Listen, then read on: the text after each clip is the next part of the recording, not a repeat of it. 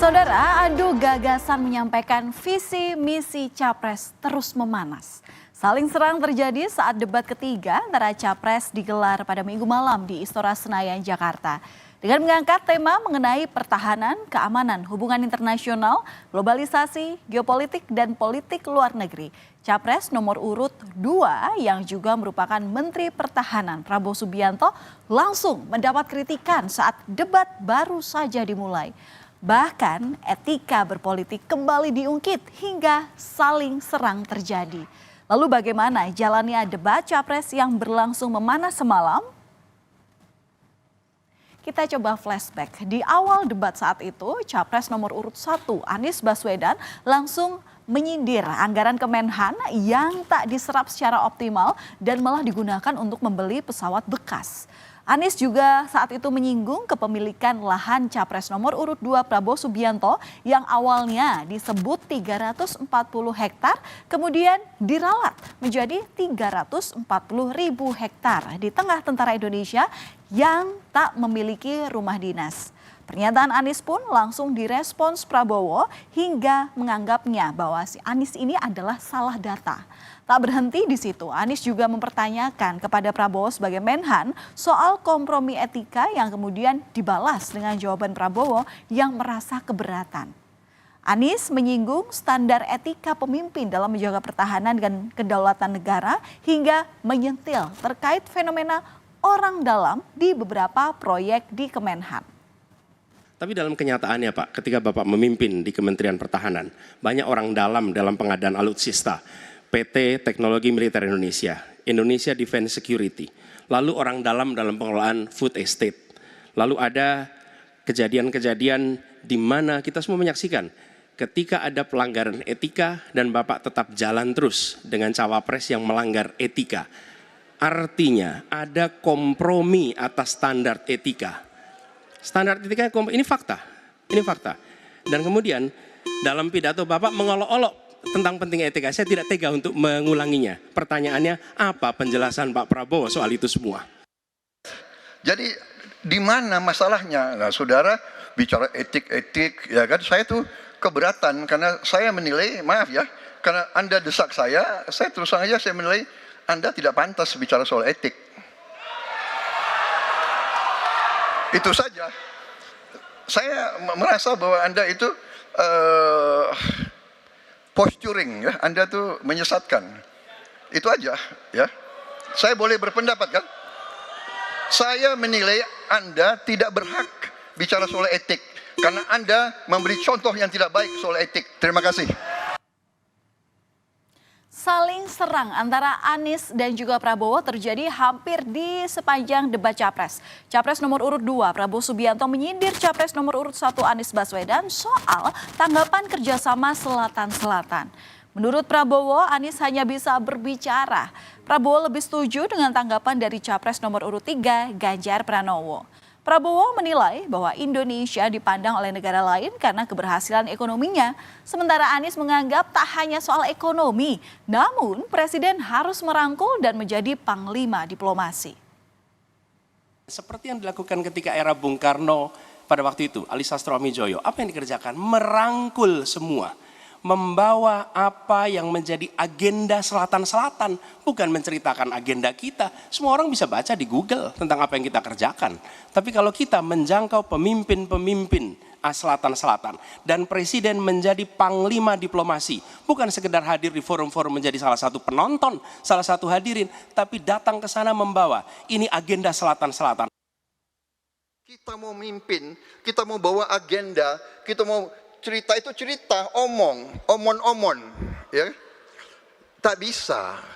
Kenapa negara-negara selatan sekarang melihat ke Indonesia? Karena kita berhasil membangun ekonomi kita. Jadi tidak hanya omon, kerjanya omon saja, nggak bisa. Melihat panasnya debat antara Anies dan Prabowo, Capres nomor urut 3 Ganjar Pranowo berusaha mendinginkan suasana. Ganjar pun kemudian berkelakar semoga dengan posisi podiumnya yang berada di tengah bisa menjadi pendingin antar keduanya. Kami persilakan Bapak Ganjar untuk menjawab pertanyaan dari Pak Prabowo. Waktu Anda 2 menit, silakan Bapak. Terima kasih. Mudah-mudahan saya didudukkan di tengah, memang agak mendinginkan dua kawan saya kiri kanan. Saudara, dalam debat ketiga ini, Anies dan Ganjar kompak mengkritik kebijakan pembelian alutsista bekas oleh Kementerian Pertahanan di bawah kepemimpinan Prabowo Subianto. Capres nomor urut 1, Anies Baswedan menyoroti utang negara yang dianggap tidak produktif karena untuk membeli alutsista bekas. Sementara Capres nomor urut 3 mempertanyakan ide Prabowo membeli pesawat bekas yang dinilai berbahaya dan menjadi resiko tinggi bagi para pilot. Hutang-hutang yang kita gunakan untuk aktivitas produktif.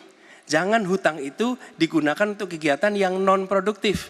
Misalnya, hutang dipakai untuk membeli alutsista bekas oleh Kementerian Pertahanan. Itu bukan sesuatu yang tepat.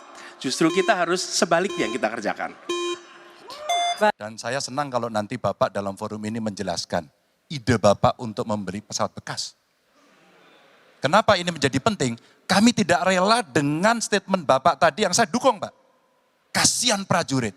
Pak, kalau pilotnya itu mesti dilatih 3 tahun, pesawatnya bekas, Pak. Dan dia harus datang lagi, pelatihan lagi, Pak. Dengan resiko yang sangat tinggi, tentu itu sangat berbahaya. Menampik pernyataan Anies dan Ganjar, Capres nomor urut 2 Prabowo pun mengungkapkan bahwa seluruh pesawat dari dulu beli bekas dan masih bisa dipakai. Kepada Ganjar, Prabowo menjawab pertimbangan pembelian alutsista itu bukan soal barang bekas atau baru, tapi tentang teknologi terbaru dan usianya. Sementara kepada Anies, Prabowo menyatakan apa yang disampaikan Anies soal alutsista bekas menyesatkan dan tidak pantas disampaikan oleh seorang profesor. Ya, jadi dalam alat perang saya katakan bukan baru dan bekas, tapi usianya. Kalau pesawat flying hours. Dan tadi ya sekali lagi Pak Anies ngomong-ngomong barang bekas karena Pak Anies rupanya tidak mengerti masalah pertahanan. Ya tidak, saya bersedia Pak Anies mengundang Pak Anies di tempat yang Pak Anies suka, kita diskusi. Saya akan bawa data. Saya akan bawa data yang sebenar-benarnya. Ya, jadi barang-barang bekas itu menurut saya menyesatkan rakyat. Itu Pak tidak pantas seorang profesor ngomong-ngomong begitu. Memasuki akhir debat Capres, Ganjar Pranowo menjadi panas usai data yang disampaikan dianggap salah oleh Prabowo.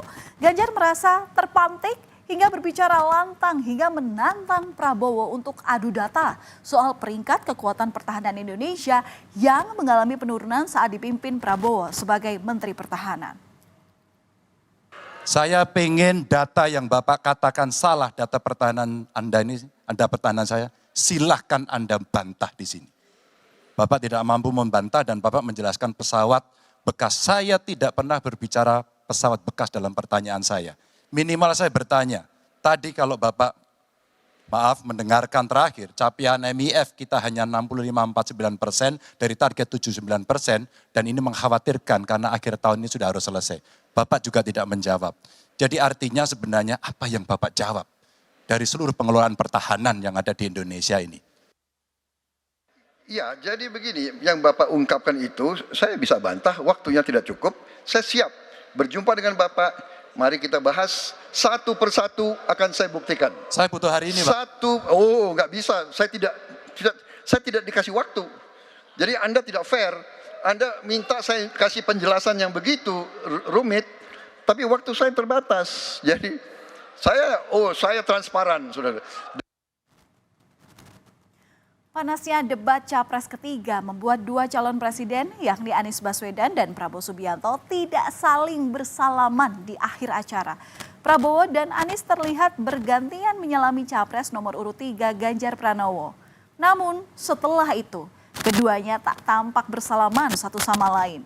Anies Baswedan menyebut sudah mencari Prabowo, sementara Prabowo merasa tidak didatangi oleh Anies. Sesudah selesai saya mencari, tapi sudah tidak ada, jadi tidak tahu kemana harus salaman. Dia nggak datang ke saya lebih tua dari dia. Saya lebih senior dari dia. Ya, oke, terima kasih. Meski berlangsung panas, para capres berharap debat Pilpres Minggu malam kemarin dapat menjadi penilaian masyarakat. Apakah ketiga kandidat ini benar-benar peduli dengan keinginan rakyat dan bangsa ini?